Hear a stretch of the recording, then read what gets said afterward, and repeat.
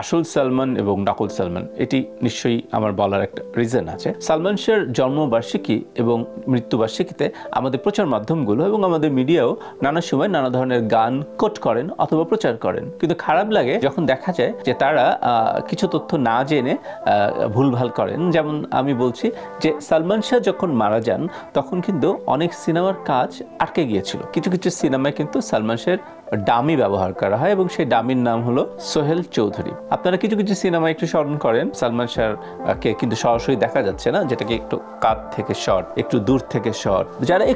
যারা সালমান শাহর regular audience ছিল তারা কিন্তু ঠিক করে বুঝতেন, কিন্তু হয়তো জানতেন না তার নামটি। তার নাম ছিল সোহেল চৌধুরী, না ওই সেই আমাদের নায়ক সোহেল চৌধুরী না, একজন ডামি তাকে ব্যবহার করা হয়েছিল, যে একটা লুক অ্যালাইক। মানে বিখ্যাত গানেও কিন্তু এই ডামি আছেন।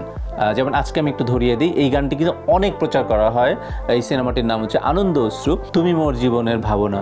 এই গানটিতে কিন্তু আনফর্চুনেটলি সালমান শাহ নাই। আমি আপনাদের পরিষ্কার করে দিলাম, এই গানটিতে কিন্তু আউট অ্যান্ড আউট সালমানের ডামি ব্যবহার করা হয়েছে। সো এই গানটি অন্তত আমি বলবো যে তার জন্মবার্ষিকী কিংবা তার মৃত্যুবার্ষিকীর সময় এই গানটি প্রচার করা ঠিক না। চাওয়া থেকে পাওয়া, এখানে একটা গান আছে যেটা বারবার প্রচার করা হয়। শুরুর একটা শটে বা সালমানের কিছু আছে, কিন্তু বেশিরভাগ অংশে কিন্তু ডামিকে ব্যবহার করা হয়েছে।